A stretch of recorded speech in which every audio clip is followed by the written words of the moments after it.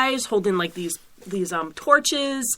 There's a Grim Reaper. Oh, yeah, these ain't just yahoos doing this. No, these are some of your biggest leaders in the world. Yeah. And then in this clip, too, you're also going to hear an ABC News clip from 1981 before anybody knew about this.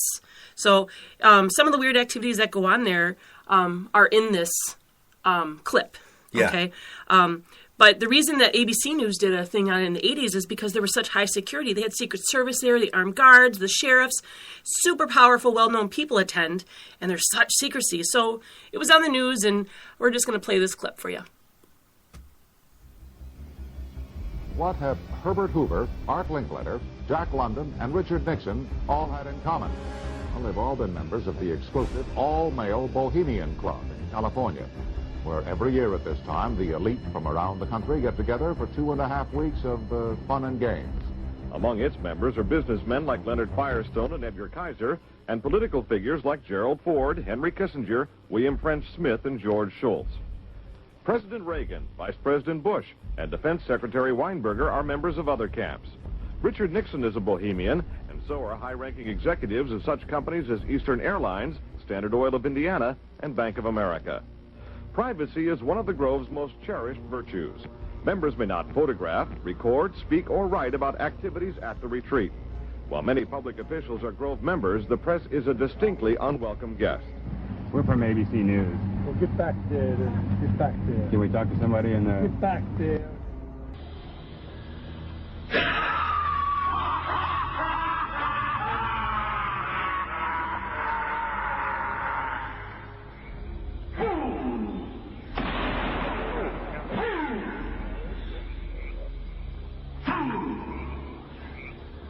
When will he learn that me he cannot slay?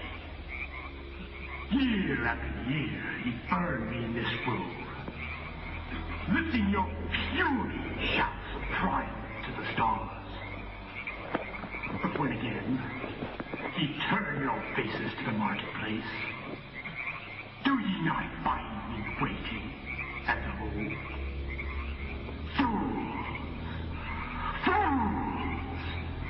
Fools to dream ye conquer care. So shall we burn thee once again this night, and in the flames that eat thine effigy, we shall read the sign, Midsummer sets us free. Ye shall burn me once again!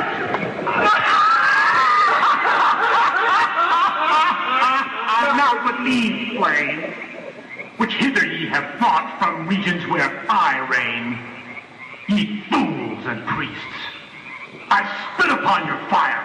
Midsummer sets us free.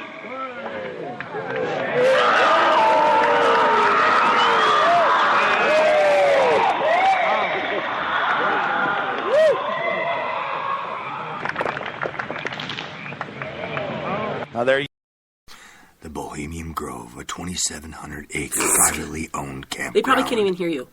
Of course they can hear me. You're talking so soft. I'm not talking soft. I'm talking... Sexy. It's a special advertising voice. You wouldn't understand. You're advertising the Bohemian Grove. Will you just let me do my part? Sorry, go ahead. Now I got to start all over. That's okay. It was really good.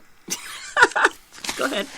The Bohemian Grove, a 2,700-acre privately owned campground in a forest in Northern California, where the elite secret men's club gets together every year in July for a 3-weekend retreat. Wow. I feel like I was there. That was good. Thank you. I'm spent. Well, we know somebody who went there. Yes, we do. And we don't mention any names or anything, but this is somebody of biblical nature, a Melon of Gold. But he felt the Lord sent him there, and he went there and was outside the gates. He did not intrude or trespass or anything like that. Was he going to pray? That's all he did. He just went there to sit outside the area and pray. And he wasn't there very long before security guards show up. The local sheriff showed up, and the sheriff said... he talked to him a little bit. He goes, and actually, he knew him. He knew the sheriff because he's from the area. He says, you know you can't be over here. He goes, I'm not doing it. I'm not trespassing. He goes, I know, but they don't play. He says, I don't even have jurisdiction beyond this gate. Even though he should. Even though he should. He says, it's beyond me. He says, this is way beyond. He says, I don't have a jurisdiction. He says, I have to do something to you. He said, I'm going to have to do something, and I don't know, he gave him a small fine or something, because he did know the sheriff, they did know each other. Mm-hmm. He says, I have to do something. A fine, you have to go to jail, something. You have to do something, because they ain't going to let something like this go. And he was able to tell the security guards, hey, I got this, don't worry about it.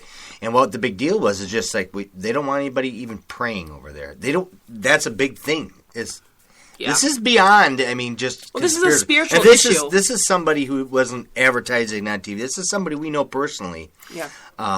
And he says, he was a little freaked out by the whole thing. But, I would be too. God assured him that it's going to be okay. I just want you to pray. But, when someone does something like that, it just opens it up information for us that we now spread on to you, realizing there's some junk going on out there. Yeah, it's like, if there's no reason to hide anything, then you're fine. But if you're hiding something, obviously you don't want people to know what's going on. Right. What's the big deal? Yeah. So the top dogs are there. Anybody with money, power, fame. That's right. Big dogs. Yeah. They hold something called the Cremation of Care, and it's one night during these 3 weeks. Like I had mentioned before, they have a 40-foot hollow owl, and it's made of like iron and stone and stuff, and it's a statue. Oh, it's also made of concrete and steel too, sorry. But it stands at the head of the lake in front of an altar. Okay, sort of weird, but they use it as a shrine and a ceremony. And that's what they call the Cremation of Care. And Care is supposed to be like this evil spirit thing going on. And this is where the men wear black, red robes, come out with torches. Eerie music is played. Latin is spoken. Oh, see, you bizarre chanting and singing. Huge skulls hanging from the tree lights. Satanicer styled owls with glowing eyes. And what's so freaky about all of this is we were talking major high-ups. We were talking all the presidents. Yeah, can you guys imagine, like, George Bush and Bill Clinton and... Republicans or Democrats, both sides. Well, there's a lot of people that are famous that are Masons. You can always Google Freemason, famous Freemasons. They're allowing a little bit more. I don't know if the people have realized through the last X amount of years, 10 years or so, there was a time that you couldn't peep about lots of different things. Oh, the government will do this and they'll do that and they'll shut you down, the black van in front of the house type thing. Mm-hmm. We're at a place now in society where the government now was like, go ahead, look at it. Yeah, you want to go on the website and check out? They could shut that down, and they shut down some stuff. Yeah. But now they're at the point of saying, so what? What are you going to do about it? Yeah, because so many people have done it now, and nothing. Whatever. There you go. Whatever. Okay. So it's a conspiracy, or so it's. What are you going to do? What are you going to do? Yeah. Nothing. And when it comes right down to it, what are people going to do? Nothing. Well, like we mentioned last week, I think we mentioned this, where we were doing a PowerPoint for a lecture on this, and during the PowerPoint, all our electricity went out just in our block. And the weird coincidence, I'm doing research for this again just days ago, and guess what? What happened? We lost power for like a lot. Most of the night. Yeah, it was a good. And again, 7-8 hours. Only our little block. It was because we had power on both blocks, a block behind us and a block on the other side. So I think what they said was around 50, 60 homes or something were affected. So and I just thought that was at least an odd this coincidence. time though there was some wind. Yeah. The last time there was zero. At least we had some wind this time, which might. It was probably HARP. Yeah. HARP, the big fans in the sky. HAAP. HAARP or something. I don't remember. But no, it was just a weird coincidence, but sometimes I just don't believe in coincidences, because, when does that ever happen twice? So, anyways, yeah, weird. But during this ceremony, this is what it involves. They talk about locking up the spirits, bad spirits, and a main demon called Care. And about 2,000 people attend this, 1,500 to 2,000. The ritual has this voiceover for Care. Well, I could do that. You probably could. Yeah, but that's not something to be... You don't want to do that. Oh, I like voiceovers. Yeah, I know. Everybody knows. And they play, Scottish music, which is sort of cool, because we like Scottish music. But then they play some, I'm Scot. And the music I sing could be ish. Scottish music. I'm like, what? Unbelievable. They do play some creepy music, though. And they have this, like, pyrotechnics going on just to make it all... Oh, yeah. You know, no, you can see some of it, and that's why she's got the link on that you can see, because you're going to be able to see some of this stuff for yourself. It's crazy. But they have, like, 30 priests, okay? They come to this altar with burning torches, and they face, like, this owl. Aren't they also dressed up kind of like the KKK a little bit? Yeah, it's really they got these hoods and stuff, and it's... They paint their face like yeah, death it's definitely weird. Yeah. It's all very weird. And they've got, like, one man who's dressed like the Grim Reaper, and he pulls this wagon with a bound body, you know, which they say is an effigy, which is not real. But a lot of people are wondering if it is, because there's some things that I'm going to tell you. But this wagon that the Grim Reaper pulls goes behind black sheets, so no one can really see what he's doing for like 10 minutes. And the onlookers, everybody who's watching this whole ceremony, are yelling profanities, and they're saying to kill the person that's bound, to burn him. This is this ritual that's somehow supposed to empower them. Right. Yeah. But is it a real person, or is it not? I We do don't believe know. it's empowering them, all right, but from whose side? And behind the curtain, witnesses have said that the priests are slitting the throat of the person. And you hear this screaming, which is supposedly the voiceover, but you know, with all this weird stuff, you just never know. So the owl lights up, and then like 100 more priests come out in robes. And the high priest does this like incantation about the dead, and he says that the spirits should be conjured and brought back there. And one of the things he says is, "We shall read the signs in your burned effigy," and that's actually from an ancient ritual. Even current ones, where they read the signs of the screams, of the movements of the body, and even of the ashes.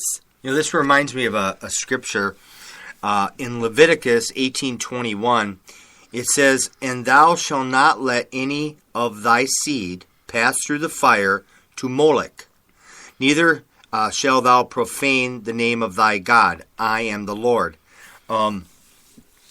This whole ritual and everything like this is by doing this, God's warning us, saying, "Look, this is going to affect your seed, your families, your generations to come." And the whole ritual follows this ritual of would you say Babylon? Babylon. That's the sister city. Babylon. Abylon. Abby normal. But you know what's weird? Is how we talk about when people use these Ouija boards and Charlie and stuff, how it opens demonic doors. Yep. When you've got powerful government people opening up demonic doors, what's happening to our society? What's going on? That's where this whole 9/11 wondering comes in. Did they plan this there? And they say that they did, and a lot of death follows, and it's just pretty weird. Now, I know that the head priest... But you always got to remember that the biggest goal of many is to instill fear. Okay. At some level.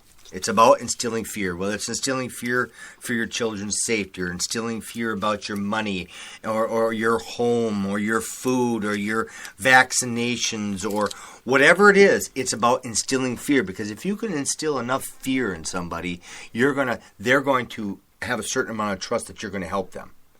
Right. You know, if you look at everything, it's like, well, if you don't do this, we won't be able to give you food, or we won't be able to give you medical care, and everybody should have that, and you want to be protected, and you should chip your dog, and you should maybe chip your kids, and you should do this, and you should do that, because we want to keep you safe.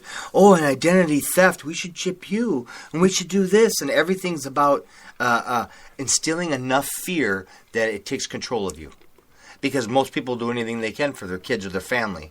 Well, they've already weaved themselves into cable, into the cable system, into the school system. Oh, yeah. Now into our medical system. Well, even the Obamas have found a way to find their way into our menus at our schools, and trying to find ways of controlling anybody that's on the system as far as what they eat if they're on part of the medical system. It's like, oh, wait a minute, you got a heart disease and you're having a pizza?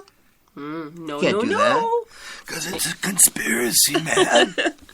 Well, in the Cremation of Care, too, the head priest, he praises the owl for like 20 minutes. He goes on about this stupid owl. He likes birds. I guess so. He's a bird guy. And then he talks about Babylon, which is a biblical term. I mean, well, not term, but it's the Bible talks about Babylon a lot. Yep. And in Aramaic and... Aramaic? Okay, that's a good word. It's not Latin, so you wouldn't know it. Okay. I know Aramaic. Okay. So. Oh, you know Aramaic? Aramaic?